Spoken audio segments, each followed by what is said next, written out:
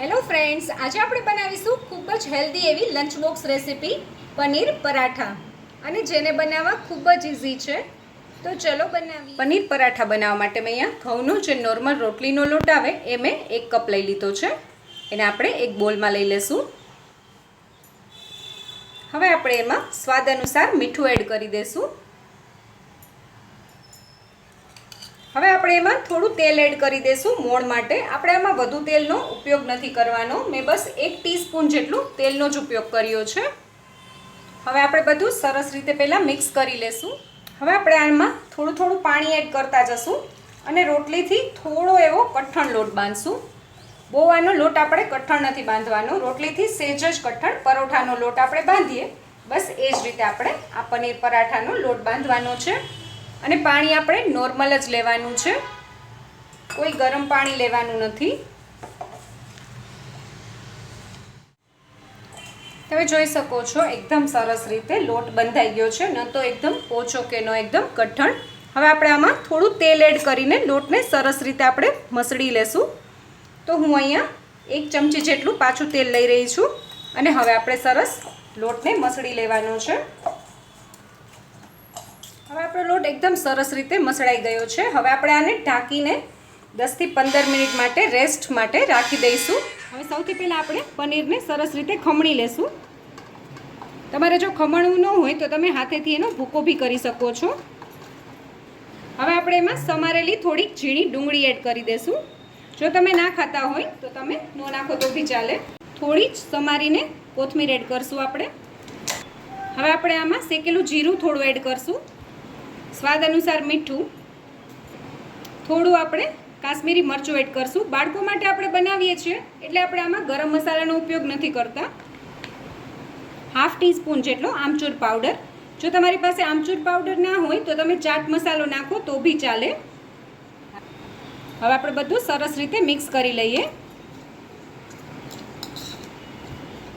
હવે આપણે પરોઠાને વણી લઈએ.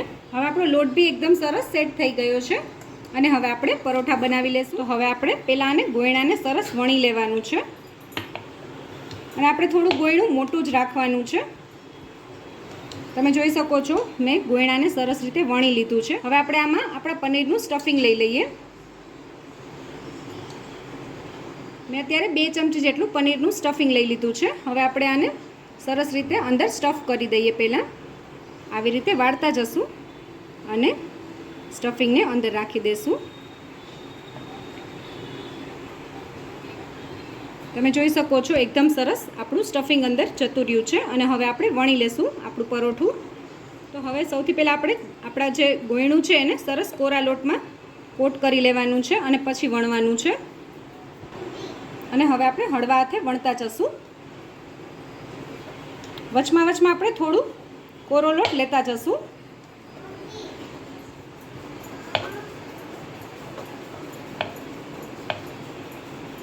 તમે જોઈ શકો છો આપણું પરોઠું સરસ રીતે વણાઈ ગયું છે. હવે આપણે આને શેકી લઈએ.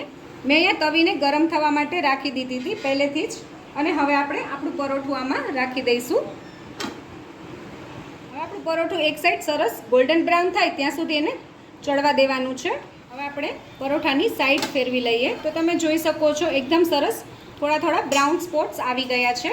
અને આ સમયે આપણે ગેસની ફ્લેમ મીડિયમ ટુ હાઈ કરી દેવાની છે અને આવી રીતે તેલ અથવા ઘી અથવા બટર લગાવી દેવાનું છે. અને હવે 1 થી 2 મિનિટ થઈ ગઈ છે અને તમે જોઈ શકો છો આપણું પરોઠું સરસ ફૂલાવા માંડ્યું છે. આ સમયે આપણે પરોઠાને પલટાવી દઈશું. તો તમે જોઈ શકો છો બીજી સાઈડ પણ આપણું પરોઠું એકદમ સરસ બ્રાઉન સ્પોટ્સવાળું થઈ ગયું છે. અને આ સમયે આપણે અહીંયા તેલ લગાવી દઈશું અને હજી આપણે એકવાર આની સાઈડ ચેન્જ કરી લઈશું અને આવી રીતે પ્રેસ કરતા જઈશું ને પરોઠાને સરસ રીતે ચોળવી લઈશું. અને હવે તમે જોઈ શકો છો આપણું પરોઠું એકદમ સરસ ચોળવાઈ ગયું છે. હવે આપણે આ બાળકો માટે બનાવી રહ્યા છીએ, તો બાળકોને થોડું ક્રિએટિવિટી કરેલું હોય તો લંચ બોક્સમાં બહુ મજા આવે. એના માટે હું અહીંયા પીઝા કટરની મદદથી સરસ રીતે કટ કરી લઈશ પરોઠાને. તો તમે જોઈ શકો છો મેં એકદમ સરસ રીતે કટ કરી દીધા છે અને હું તમને એનું સ્ટફિંગ બી બતાવું. અને હવે આપણે આને સર્વ કરી લઈએ. તો તૈયાર છે આપણા પનીર પરાઠા. જો તમને મારો આ વિડીયો ગમ્યો હોય તો મારા વિડીયોને લાઈક કરજો, શેર કરજો અને મારી ચેનલ કુકિંગ વિથ ઉમા પુરોહિતને સબસ્ક્રાઈબ કરજો, જેથી કરીને આવા નવા વિડીયો હું તમારી સાથે શેર કરી શકું.